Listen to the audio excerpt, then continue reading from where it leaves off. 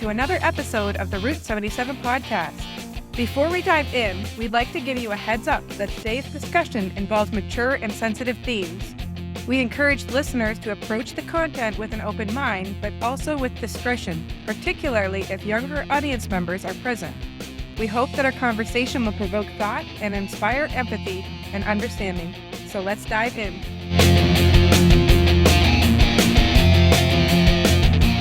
Welcome to the Route 77 podcast. I am Natasha, your host. I am here with Monique. Hello. And David.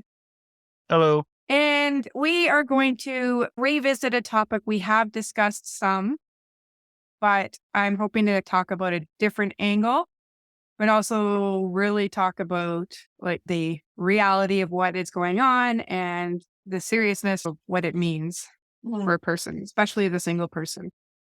So the topic is human dignity, but it's in relation to things such as AI, personages, like influencers, and sex dolls, and even to an extent pornography itself, even if it doesn't incorporate AI or sex dolls. Okay, so I had sent some clips, some pictures to our Discord channel, and it gave a shock to Monique and David, I think, what they saw. Just to be clear, these were clothed. They were all clothed, but it was a picture of a child sex doll from a news article and a picture of an influencer that is purely AI. Yeah. Do you want to, some of our listeners may not understand what that means, what the word influencer means. Okay.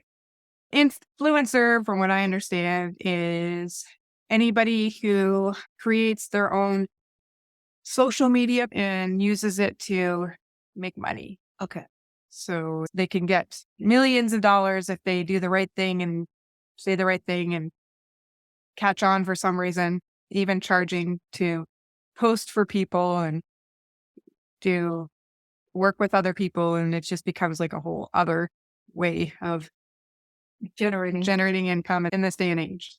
Because a lot of things are online and a lot of people do like live video chats. Like I know gamers, they do that a lot. Yeah, with Twitch and streaming things. And I know when we just had at the Taekwondo school a career day for the kids to come in, and there were quite a few people who wanted to be a YouTuber or an influencer of some sort. So it was like a gamer one, like a Twitch or they'll say like YouTuber, influencer, any of those things. TikTok is a big one right now. And TikTok is a big one. Yeah.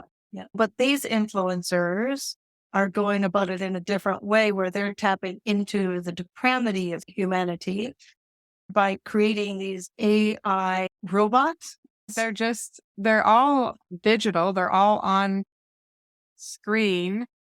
They're not in the physical world, but they've been created to look as if they're interacting with the physical world. Like you look at some of the pictures and you would swear they were actually real people. You know, standing in the street with shops and other people walking around them. Yeah. It looks like somebody took a photograph. Exactly. And what's the scariest part of this is that some of these influencers or these companies that have created these influencers they're actually very upfront with what they are. Yeah. They'll actually say in their bio that they are AI generated, or they'll call themselves like a robot girl or a robot boy, which essentially is their equation. Like it actually means that they are AI generated. So it's not. Yes, David? Labeling themselves as robot whatever is very manipulative because not necessarily meaning that it's purely AI based. There's a difference, I think, between what we perceive as robot or bot and what we perceive as AI-based, generative AI.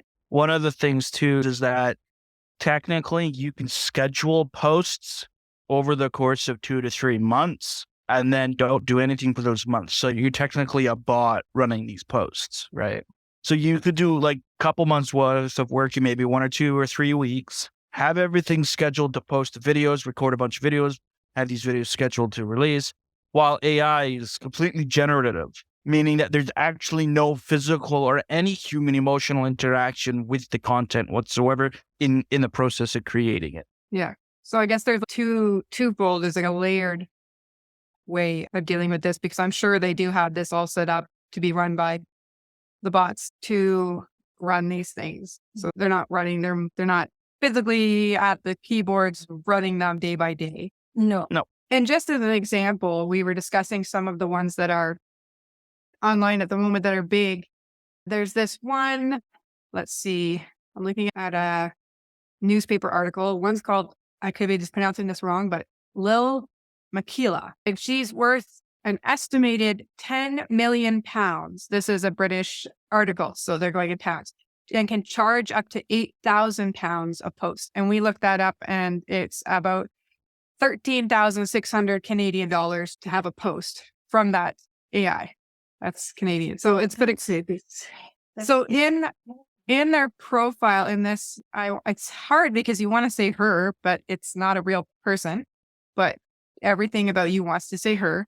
Her profile says that she loves Cardi B, supports Black Lives Matter, and transgender rights. She also, the company's also been using computer wizardry to create a mixed music that lets the Brazilian American have songs on Spotify. So she also has songs on Spotify and is partnered with brands such as Paxson and Prada.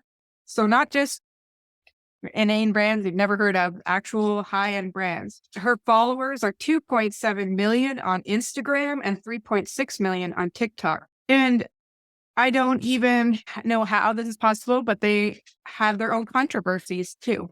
So her controversy is that model Bella Hadid was accused of queer baiting after kissing Lil Makila in a Calvin Klein advert. The firm later apologized. So from what I'm aware, let me double check that, but I'm pretty sure Bella Hadid is the actual a real life person. Yes, she's an American model. So she's a real life flesh and blood. So her thing is that she kissed the bot. Yeah. So what in this Calvin Klein advert, they would have created a picture of her kissing. So the actual flesh and blood model kissing the AI bot or model. That's so confusing. And it's for an advertisement. So then the actual real life person was accused of queer baiting, like trying to get the LGBTQ to be on her side more, I guess, or whatever, because she kissed a girl, but she didn't really kiss a girl because it was all AI generated. There was nothing to. There's nothing to kiss. Yeah. In there. So I actually think this is an issue. It's like your brain makes your brain hurt a little bit. This whole thing is ridiculous. But if you think about the porn industry itself, where magazines and videos sell, it's not a surprise that they have resorted to this kind of thing as well. Yeah. And when you look at any of if you Google it and just look for the newspaper articles, probably the safest place to look for some of these stuff. But you can see pictures and they're all Provocative. They're all provocative, highly sexualized. Yeah. They give the perfect dimensions. Yeah. All the girls look absolutely perfect, flawless. Yeah. Their skin is flawless. Their curves are flawless. Their sense of style is flawless. Even the guy one that we come along, which is called Blauko, he apparently always wears a mask, even before COVID. That was his thing. But even his one looks very provocative and leopard shorts. Yeah, leopard shorts. There's just the one picture. And apparently he was dating one of the other AI ones. So I don't even. The thing that keeps going through my head with all of this, because we have the technology and it will get there to where you're going to have virtual reality and holograms. Yeah. Oh, yes, definitely. So then it's not so much of looking at it on your computer screen as actually walking into and I don't know if this will be, because if you watch enough fantasy dramas or movies and stuff where you see people being transported into games and stuff like that and actually interacting with people and actually feeling like you've got that physical touch. How far in the future is that kind of technology actually going? You can see that. I don't know if David, have you seen the movie Ready Player One? I have.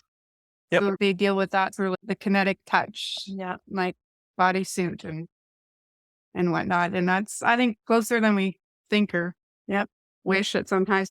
I'll put another one. This other influencer, just called Andrea, I think. And she's definitely buxom, if that's the right. So That's the word. So it says Andrea is a brown-haired beauty with more than 30,000 followers on Twitter who comment on her lewd photos. She includes her PayPal account details in her bio and offers nude images for subscribers on Patreon. Andrea's Patreon offers plan options to chat with her, and for $300 a month, she will basically be your online girlfriend. Yeah, I know we did talk about this in the episode, Artificial Intimacy, but it feels like it almost didn't go enough. No, we didn't get into it far enough. We just basically skimmed the surface. And they're, like I said, when you're talking about it, you're saying she and her interests and his and this. You definitely label pronouns onto there. I haven't seen where they actually label their pronouns because a lot of people will do that. Yeah. A lot of actual real life people. But I think that because they're very demographic specific, they want there to be probably no confusion of. Yeah. But the thing is that they actually are not male or female in any way, shape, or form. Oh, in the shape. On the shape and the form. In the form. But in reality, they are not male. They are not female. They are a computer generated program. Yeah. Exactly. But it's that visual. And a lot of people who are visually generated will see them as what they're created to be, male or female. Yeah. Very obviously. Yeah. But it's very, what is the word you wanted to use in this one? Dehumanizing. Dehumanizing. Yeah. We see these pictures and where we can label them with pronouns and read their interests and their hobbies and then start Interact with them. Yeah, interact with them, have them be your girlfriend or your probably boyfriend, but there seems to be much more onto the female side of this than the male. But then it just, what does that mean for anybody that's a real human? Over the last number of years, there's been a lot of backlash against things like model magazines and these fashion magazines that have created a lot of self-esteem issues in young girls, where they were starting to develop anorexia. They were doing crazy things to try to make their bodies look like the pictures, the images, and the images more times than not were Photoshopped. So they weren't even actually what the girls really look like. But as a young female who may be facing the teenagers where your body is changing, your skin is changing, much to your horror, and you see these images and you think there's something wrong with you. Yeah. Especially with the way people react to them. Yeah. Yeah. And if you want to be an influencer, like it's going to be next to impossible because you like literally cannot compete with that. Like I found it interesting. One of them, the Makila one, little Makila was talking about, she was interviewed by Vogue. Don't ask me how you can interview an AI really. And was named one of Time Magazine's 25 most influential people on the internet. But she's not people. No. So she's already taken a space in the 25 most influential people of a human person. So there's really 24. I didn't check every single one. So maybe there's some more AI ones in there. But there's actually 24 people in an AI generated construct. So people are actually considering these AI to actually be people. I can see it coming now. It's happening. It's going to come. They are going to be part of this group where it's going to be a human rights issue. And we're going to have to consider AI as real people. When do they become? That's the where is their heart? Where is their blood? Where is their soul? But what makes a human? But what makes a human? So exactly, what does make a human? Any comments on this so far, David? Or we just shocked you? No, I think the underlying issue is just like, again, you guys mentioned this literally 2 seconds ago, but the borderline in which exactly what would differentiate between an actual person, a person who has the capacity of empathy, can show mercy, show love. Can an AI or some kind of machine-based automation, can they show this unconditionally, not only to I guess, so-called their own kind, but to other people? One of the key components, though, I think, is the fact that love isn't based around like a person being good or bad. A person can be absolutely horrible, but you could still love them. You could still show kindness to them. And I think that's going to be the massive different factor when we look at AIs and see, if I want a relationship, if I want to be intimate with this AI, can this AI react in the same way as a human would when it's in a time of crisis? Because the thing is, I don't know how to word it, but like, they have to be able to show love and kindness, compassion and empathy, even when they're being mistreated, but they also have to be able to recognize that they are being mistreated. Yeah. And I think we discussed this before too, like with some of these AI companions, would they react if you started to abuse them, or would they just allow it to happen? Having no real experience myself with that. Yeah. And that's the thing, like it's hard to imagine people that are creating these programs putting any sort of stops in there, which would upset their users, because they're not doing it for it's interesting, while they humanize their constructs, they dehumanize them in the sense that all of the purpose behind them is about the people consuming them. It has nothing to do with the actual constructs they're making. So it's like they're dehumanizing the human forms they're making. And it's So basically what dehumanizing means is to unhuman a person. If you're not human, we're making you are not a human. So they dehumanize. Here's a definition. It says, dehumanization is a psychological process whereby individuals or groups of people are perceived or treated as if they are less than fully human. This process can include denying others basic human rights, dignity, and value, or reducing them to their functional status or physical attributes, objectifying them or viewing them as interchangeable units rather than unique individuals. Dehumanization often manifests in forms of violence, discrimination, and marginalization. And it is a common feature in situations where empathy and compassion towards others is lacking or suppressed, such as in the cases of extreme prejudice, conflict, or systematic oppression. It's also a concept often explored in discussions around certain forms of media, technology, and exploitation where individuals can be objectified or commodified. And I think as humans, we do it to ourselves too. We dehumanize our own self. I came across an article that is literally human history. Right? It's dehumanization of everything in all of us. That's not ourselves. Yeah. But I came across a video news article, and some of you may have come across it yourself, of this man who spent 14,000 pounds, if I'm not mistaken. He's a Japanese man, to turn himself into a collie dog. So he made a costume that's a full body costume, and he literally walks around on all fours as a dog. And he said he is the happiest he's ever been because he is finally living his life as the animal he wanted to be. So we dehumanize our own persons, like our own selves, with this kind of Affirmation of it, even. yeah. Because there's And he has people around him they're okay with this. they accept it Yeah. and they treat it as if it's normal. One of his friends, I'm not sure, because I didn't get into the article that much, but she was seen taking him for a walk on the street as a dog. And if you look at the costume, it's very well made because he really does look like a collie. Very big collie. Yes. And you have to really look at it to go, what's wrong with this picture? And then you realize that it's not really a dog, which Yeah. is really weird. What kind of sickness that you would go that far? But many people have done that to themselves where they have altered their looks. They have, like that one woman who wanted to make herself look like Barbie. And she'd had so many surgeries that now she just looks Inhuman. yeah, literally inhuman. Yeah, it's very sad and very scary.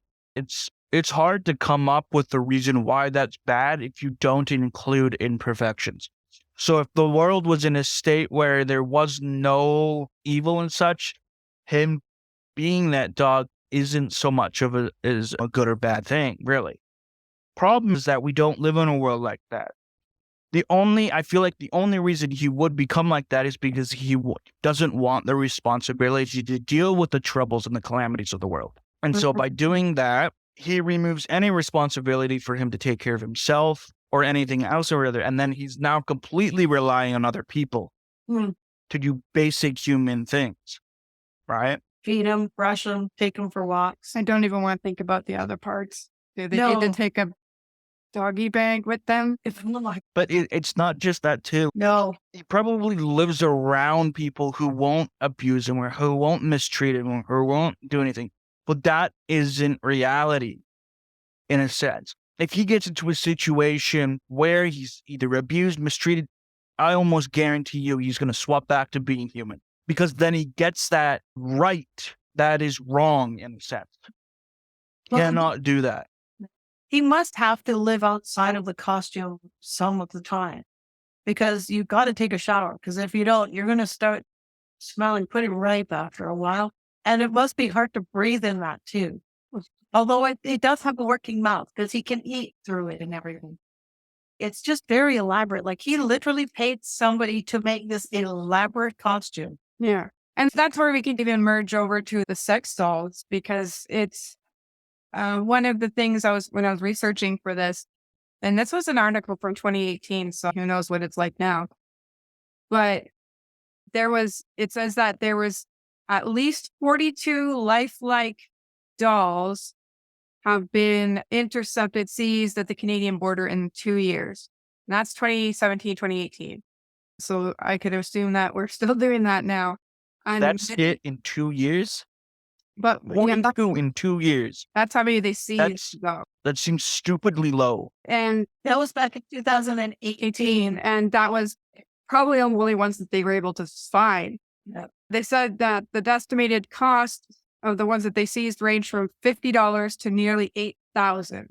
And they're largely coming from China and Japan. I think they said that and this again, 2018, so we've had a few years, that the agency said that in general, the sex dolls its officers are seeing at the border now are built to be more lifelike than the past models. But that just influences bad behavior to these kinds of dolls. Oh, Because yeah.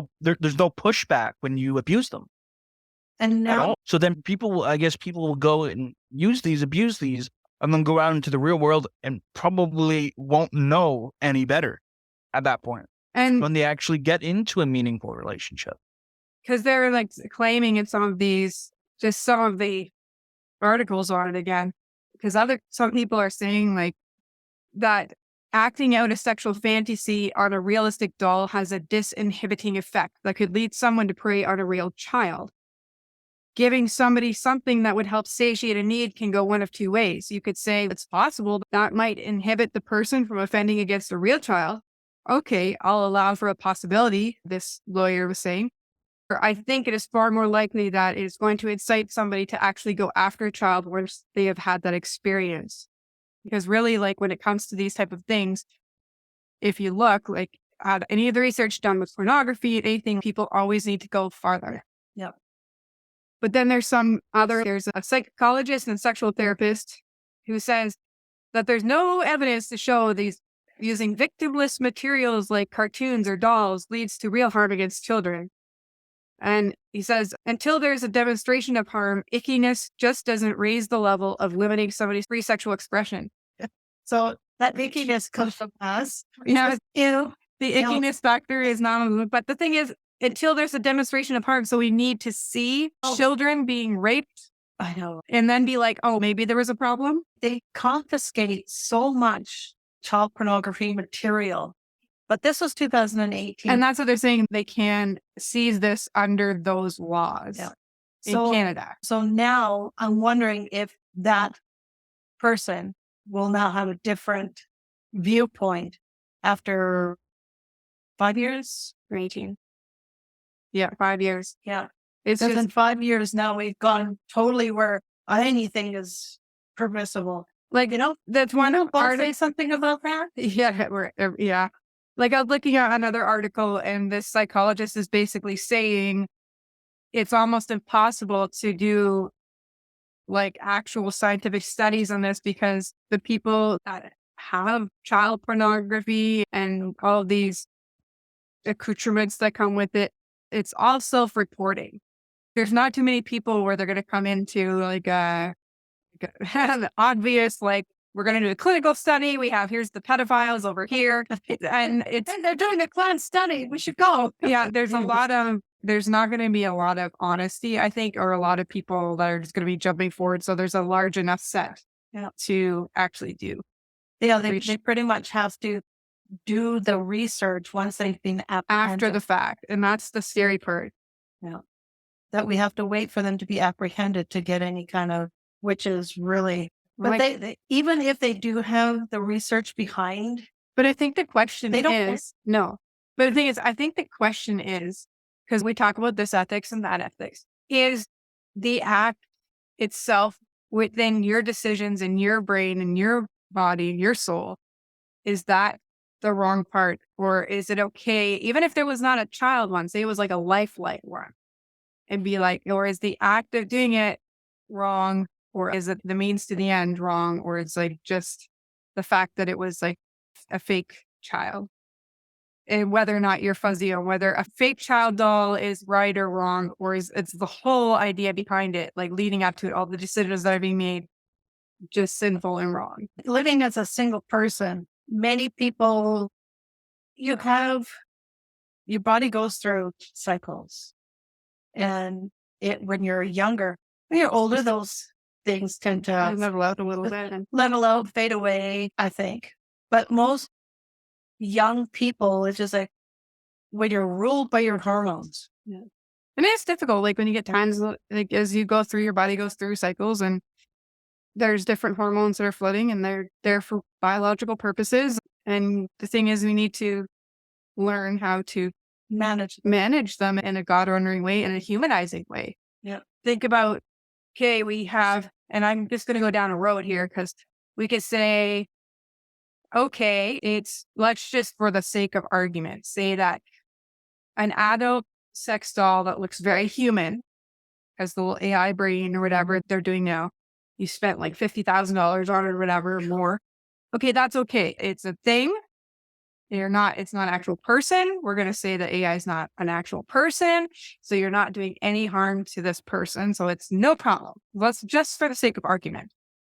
It's a doll. You sit in the corner. Let's just now and do it well. Okay? It's a thing. It's like an object. It's like a furniture.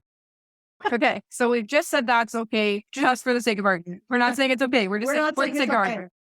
Now, let me ask devil's advocate. Let me ask you this. What happens if your ex gets one made to look like you? What happened to it's just a doll argument.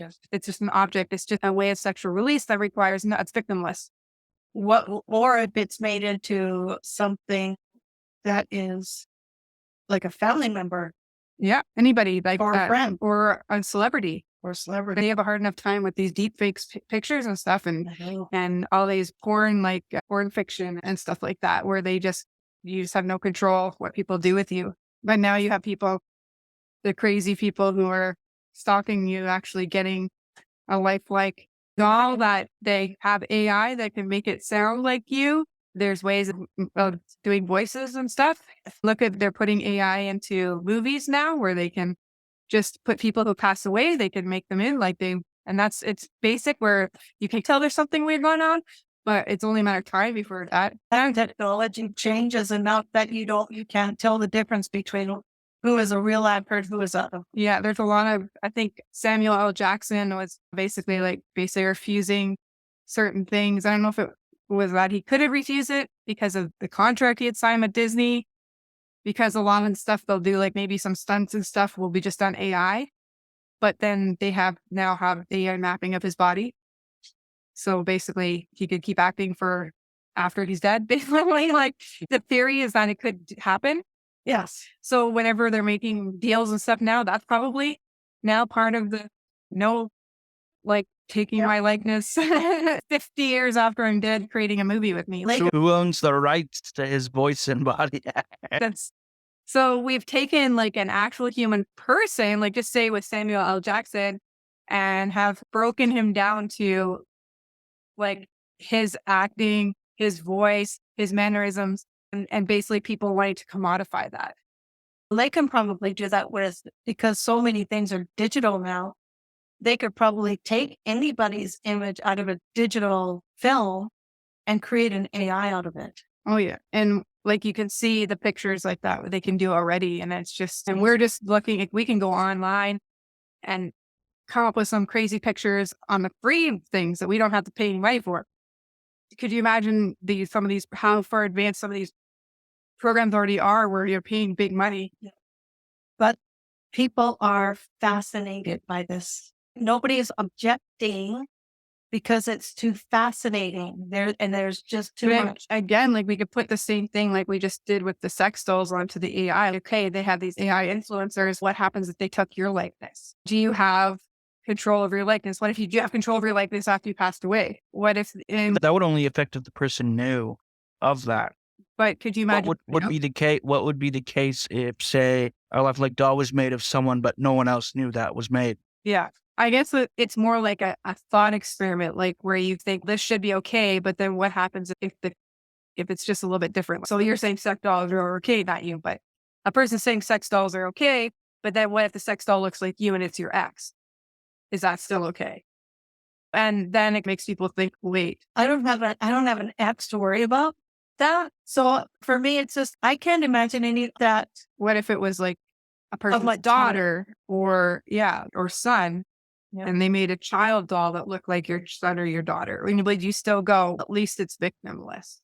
Yeah. If it's generic, then it's just people would be like, oh, it's victimless. But as soon as you make it more specific, or wait a second, maybe this isn't. Yeah. Because like when you're dealing with these sex dolls and stuff, like you're dehumanizing. Yeah. They're not human beings, but you're dehumanizing the representation. Yeah. So they represent human beings, whether they're real or fictional. They represent human beings, and you're dehumanizing them by what you do. And even accidentally, they could come up with an image that does resemble a real person. Yeah. And if somebody comes across that person, they're going to think that's the person they've been talking to. And you could also inevitably develop stalkers.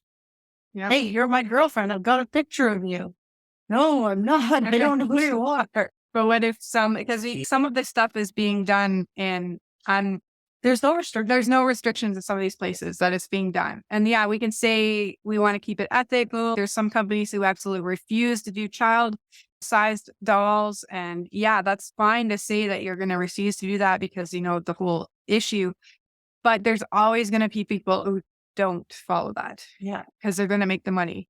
And they're in countries that we have no control over. Exactly. So that's why they're seizing these things coming in to Canada when they can, because they're not allowed here. But even as recently as like a few years ago, I think it was pre-COVID, but they're talking about having like a sex doll brothel in like Surrey. So this wasn't like too far. In Canada? Yes. Interesting. I'm not sure if it actually went through. Oh, no, it's officially open for business. As I look through it, is in Vancouver's new sex doll brothel is officially open for business. That is from, I'm not sure what date. I'll have fun. Yep, it's 30-minute sessions starts at $90. They reserve up to 2 hours with the doll for $160. Kamloops, dude. Yeah, 2 hours. What are you doing for 2 hours? You cuddling it? I don't want to know. It's outside of my realm of wanting to know. I don't want to know. Do not go there. Do not. Do not stop the thought. Throw the train, blow up the tracks. Throw the train in the river. Come on. Let's get it down the ravine, in the river, blow it up. But don't worry. Each dog undergoes a 2-hour sanitation process after booking.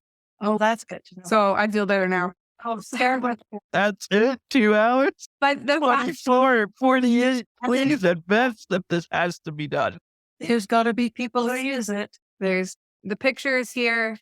They do look fake, doll-like silicone, but I think that's not the point. They're just disgusting. And it's always interesting to look at it from a news article perspective because like they're only going to put certain things on. Yeah. And even then it's disturbing. It's just disturbing that they got this. We are, oh my word, where are we going? Where is this world heading to? I have an idea. It doesn't look good. Anybody interested in building a very large boat and bringing 2 of every animal? Like was one It's one in It's Canada. almost, it's getting to the end times. The hearts of the people are getting colder. It says this one here has the one in Kamloops. They have a $500 damage deposit. Oh, so you can't hurt it. No. They're scrubbed down head to toe. We have special irrigators to get every crack and crevice to get everything out. Uh, I want to know. Specialized cameras will be used to check hard to see places, and black lights will be used to check for any organic leftover residue. I Incinerate the doll, please. don't want to know. Darn it. I wouldn't want that job. That would be the worst I know. job on the planet. Be I'd immediate. rather scrub toilets. Things have been there on purpose. I better be paid $1 million a year or something. But even then, I just don't even. Like at this one in Kamloops, it says there are 6 ladies to choose from on the website. Each one has a few photos to scroll through, as well as a brief description of their personalities. Personality? I know. It's like, What? Just need to have this necessity to create them to be more human. It's really, do you need to? But if you're gonna show some photos, and I'm sure they're not just like model of if you were buying it.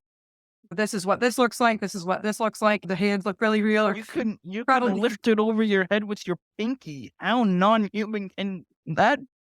It's just, I don't know. Just don't get it. How have we gone so far down this black hole? You know what, Monique? It's because life has gotten too easy. You know what? You're right. Look at the ancient Romans and the ancient Greeks. When their lives got too easy, their civilizations collapsed. And And a lot of similar stuff happened. my coworker mentioned the same thing. She says, throughout history, yes, really bad things have happened and really horrible things have happened. But we live in an age of instant gratification. So my question to pose is that what happens when we can no longer satisfy that instant gratification? Yeah. It's just, I don't even know how to think about this anymore. This is just so. this one gives here's one of the dolls. Are we still reading this? Yes, it's because it's coming up in my brain. I want to read just as right. Violet is a beautiful, charming girl and companion with a busty tight body, beautiful exotic features, and classic looks all combined. Violet is a classy luxury girlfriend and an intimate companion available as your dinner escort or travel date. Dinner escort. No. I don't know. I would drop dead before walking a fake doll into a restaurant. I'm sorry. We have They probably have that place set up as a restaurant. But how, like the age of the doll is supposed to be 23. The height is 5'2". The weight is 70 pounds, and the bra size is an E cup. So if she was a real person, she'd fall over. And it also shows the different functions for 70 pounds yeah. with that much. Yeah. Other than she'd fall over. I don't know any of those sizes. So. Let's be say You don't want to know. she's very funny. She has a backache waiting to happen. Yes. Yeah. As any woman who has anything in those range of alphabet for a bra size, breast reduction is their favorite thing because they cannot handle the pain. Like in my family, my aunts are a little more top heavy. My one aunt actually went and had to have a reduction done because her back was so bad. And she was older, obviously. Yeah. And she said it was the best thing she ever did for herself because the weight was she's jealous of me because it's not a whole heck of a lot to be there. But it's just interesting because they're advertising, they're pushing this to a certain demographic. Yeah. And with these unrealistic expectations. So when the guy wants to actually find a real woman, yeah, good luck with that. Yeah. That's already the case with actual women trying to find a man. They want XXX, and that's like less than half a percentage of the actual men out there. So we already have that problem with actual relationships. This is just making it 10 times worse. Yeah. And that's why it's just dehumanized. My brain. Do you want to know why you're really single?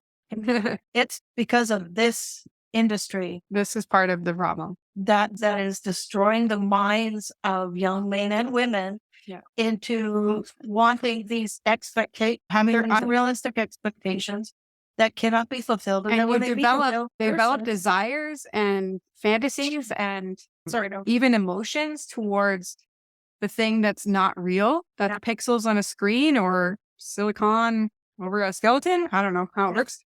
And then the actual people are seen as less. Yeah. They haven't fit this. They don't fit the mold. No.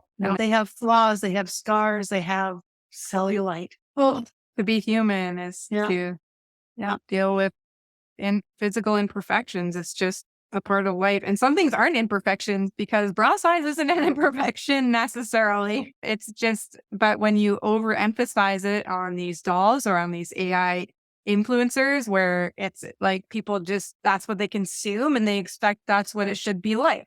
Yeah. And as a woman, you're going, maybe I'm supposed to be. And as a guy, they're like, hey, why aren't they? And and I've had like my ex was often saying, have you ever thought about getting like a boob job? Oh, And you're like, no, not even for a second. I had one of those. I had one of those in my life too. Because when your bra size and your cup size are the same, I'm sorry, I was getting some enhancements. I'm so glad I didn't go follow through with that. Me too. Yeah. You know what the thing that they told me why to reconsider if you wanted to have fake put in is that your chances of being able to breastfeed are less. Yeah. And for me, being raised in a family where babies are everything, that's not going to happen. Yeah. And the $10,000 price tag was another. That's really not going to happen. But let's hope that it's not just the price tag that puts people off of it. Was like, we hope that's not the only reason that it's not happening more often.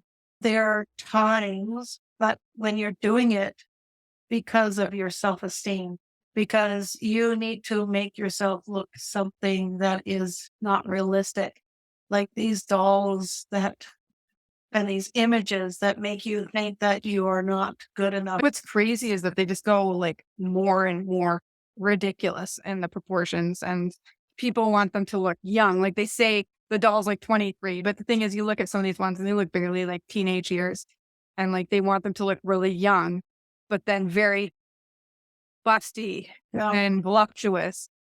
And it's just feeding all the wrong instincts. Yeah. But if they target the kind of people who want that kind of thing, who are looking for that kind of thing. Well, you'd like to say it's like a small minority of people, but it's $1 billion industry. Yeah. So it's not that small. We have gone down a spiral. Like we're spiraling down. And as much as our technology in our industrial age, as new things are coming out, new technologies, we're advancing in all these areas, we're actually regressing into more of an animalistic, depraved kind of society. And it's happening not just in Canada, it's all over the world. Everybody is going into there. Everybody is getting on this train. So what can we do to dehumanize, to humanize people, but it's we ourselves, because we don't get into that kind of thing. But it's like we have to, but like, how do you society, stop it? we How do even you stop it?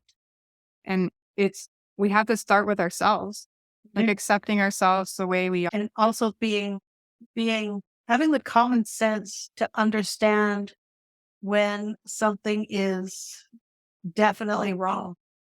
There's got to be some regulations, but it's until it falls apart, they won't put any regulations on. No. And they can't even put regulations on the internet itself. No, I think I only do so much with that. And I think too, it's just trying to raise awareness. Yeah, raise awareness, understand what real sexuality is in light. Maybe we should do a podcast about what sexuality is in light of the scripture. Yeah. And talking to your chance about safe online practices. And what AI is, and reminders that this is pixels on a screen, it's digital, it's not a real person. If you found yourself trapped in this kind of downward spiral and you want to get out of it, definitely go seek help. There are psychotherapists who actually specialize in helping people in these kind of areas. But be warned, once you are trapped in this, it is a long, far road to get out of there. Best not to start. Yeah. It's because it becomes like an addiction in a Yeah. sense, and it's, Yeah. you got to treat it like that. They say it's actually worse than heroin, sexual addiction. Yeah. Yeah, because it does something to the mapping of your brain. And once you've seen these images, it's really hard to unsee them. It's like your brain is a moving camera that keeps bringing them up. Yep. And as someone who's had that in the pornography in the background, like, yeah, I can tell you that there's times when it comes to your head and you haven't seen it in a long time, but it still gets brought to the forefront, and you just got to mentally push it away and pray about it and try to, like this says, think on whatever is good and true and lovely. Like you have to take control of your thoughts, Yeah. and be conscious about moving away from the Yeah. thing. Any thoughts to add to this, David? No, not really. You're just in shock from everything we've been doing. It is, because it wasn't that long ago where this kind of thing was just a thing in the movies. Yeah. And now all of a sudden it's on our computers, it's on our cell phones, it's out there, in there, over there, here, there, and you There's no can't break from it. Yeah. I thought, how do we word it? I'm honestly surprised. We're a lot further along in this area than I thought we were actually as a world. Like, I didn't realize that you already had brothels and stuff open already. I thought we were like a decade off anything actually. So learning this is just a little shocking. I don't think in regards to this kind of technology or technology in any sense is ever going to see this decade to come.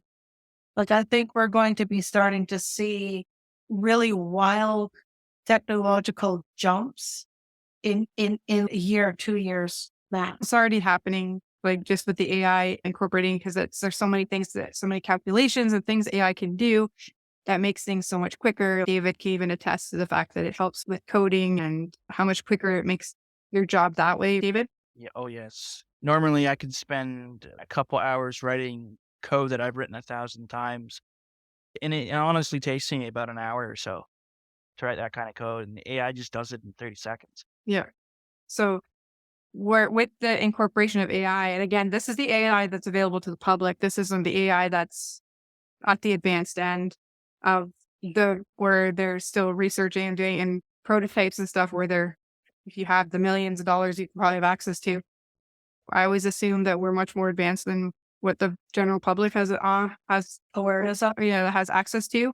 Yep. Because a lot of stuff's farther along in development. Yep. Yeah, and the more that we humanize fantasies, whether it's physical dolls or these AI influencers or whatever, AI girlfriends and things, then like the more we dehumanize, we devalue the person walking down the street who has flaws and scars, but that could be a blessing and has wonderful things about them that's unique and true with them. I'm waiting for the day when we're going to see actual AI robots walking down the street and we're not going to be able to tell the difference between real and not real.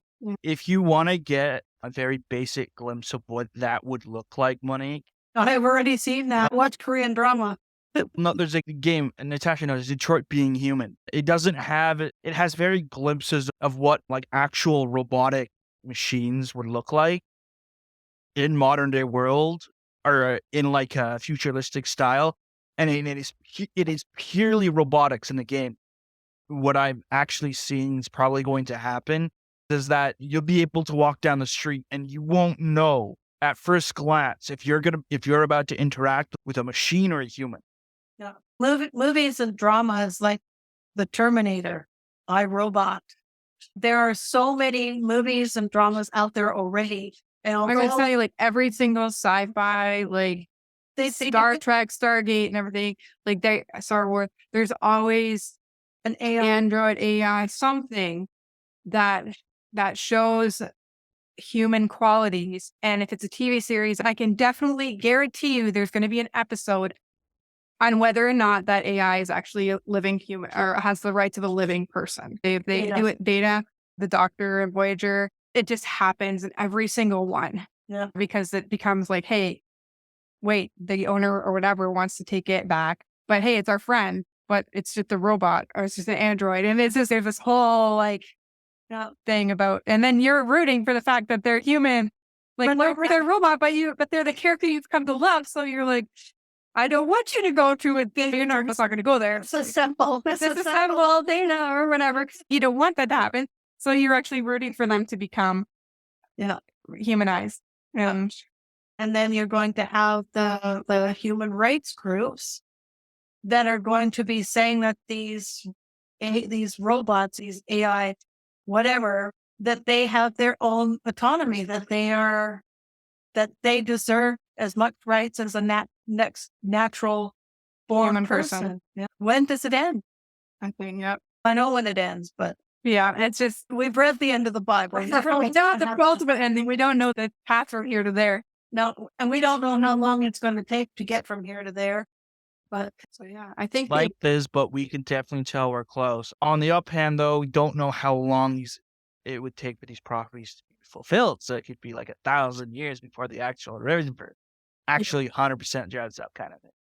I think with the way we're going to destroy ourselves before such a thing happens. it depends on God's grace and whether there's a turn back towards Him. That tends to be the cycle in the past, is that there's a destruction of a nation, of a society, but then there's an uprising or a revival towards Christ, even in these in uncertain times.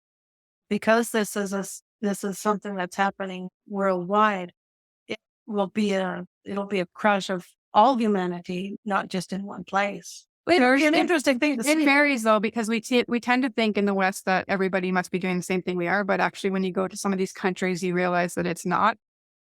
Just an example, I want to say it's the Anglican denomination, and it might be the Baptist one. I could be completely wrong. But there's this denomination, it's very large in the States, but the African part of that denomination actually separated because they disagreed with how liberal their denomination was going in the West. Huh. So you see this, the African nations in this denomination are actually the ones that are standing for the Bible and this. So they're standing stronger in faith than those who are traditionally Christian-minded nation, because we moved away from that. Yeah. So it's hard to tell, like worldwide specifically, like we know that in the West and how it looks and where things seem to be going, but it's harder to tell in the full scheme of things because we have a very center focus on everybody must be doing what we're doing. You mean they're not? No, I know. And I do think that there are some countries who are trying to stick more strict to their conservative backgrounds and not allowing a lot of stuff. But there are some countries that are even worse than we are. We think we're bad. But some of these other countries, they're like that. If you're into prayer, which I really hope you are, a woman and her child were kidnapped in Haiti. They're Christian, and she's a doctor. And tried where she was well respected, but last I've heard, she has not yet been found. This was only a couple days ago. So there are countries that dehumanize based on religion. And so it's a worldwide problem, dehumanization. But this specific way of dealing with it is with the AI personas and sex dolls and whatnot. It's more of a Western thing. I think partly because, may not be exclusively, I'm not going to say that, but it does require money at this point. Yeah. And so it's definitely a luxury. Yeah. So it's reserved more so for the richer. Yeah. Okay. So if you're just trying to survive, you may not be as focused on this. No. But if you're more affluent, raising the awareness, being aware that this is happening, and try to remember that these are things, these are fake, and that people are real and they deserve the right of their likeness, their persona, their person is part of who they are. They're not commodities. That people should not be broken down into commodities of things that can be. We're all made in the image of God. So as God's image bearers, we should be respectful to each other and have basic dignity. Do not humiliate or destroy somebody's personhood. Be kind. Like you said before, whatever is good, whatever is lovely, whatever is pure, on these things, think about it. Just model Jesus. He did not dehumanize a single person, No, he loved all people. Yeah. but was himself dehumanized, I think. Yes. Yeah. Because I don't think you can put them, How was he? like, even if you crucified someone, like the amount of humiliation that he went through to get to that point was dehumanizing too, right? Just the mocking, the jeering, the beatings. That was like extra. It wouldn't have been originally. Well, I don't know if that's dehumanizing. I think that's just people exacting, trying to justify their own wicked ways for the sake of themselves. But I think that the moment that you treat people the way, like not the way that you would yourself be like to be treated, that you've dehumanized them in some way. You dehumanized yourself if you expect to be treated one way and then treat someone else another. Yeah. Let me end with that verse that I had started with, the one in Galatians 5. But the fruit of the Spirit is love, joy, peace, forbearance, kindness, goodness, faithfulness, gentleness, and self-control. Against such things there is no law. So I think the first, if you want to know if you're dehumanizing somebody, check to see, are you treating that person, the human person, the way that you would wish to be treated? And if not, then you've dehumanized them because you said that they aren't worth being treated like the human that you believe you are. Yeah. Yeah. Pretty heavy topic today. Yep. A little bit of shocking news for some people, but but I felt like I was listening to some podcasts today from Politics Canada, and they were talking about they've been traveling through Germany. So they visited, like in Poland, they visited Auschwitz. So they were talking about that and the grand dehumanization that went on with that. And it just got me thinking about this, maybe not as extreme in a sense of shocking, but yeah, it got me thinking along this line. So I thought it would be good to talk about. Okay.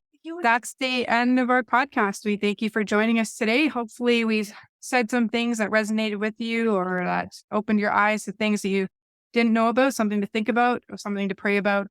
And we thank you for listening.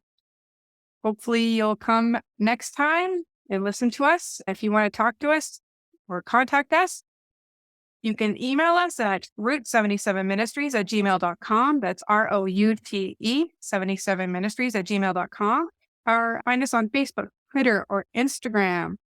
It's any of those places. That would be awesome. If you would like and subscribe to our podcast, that would be great too. And we hope to see you here next time. Have a good day. Bye for now. Bye-bye.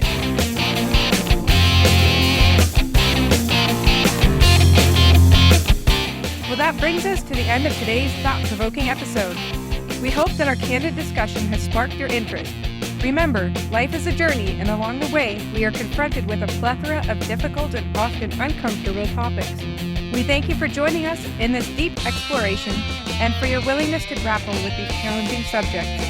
We are grateful for your support and your presence.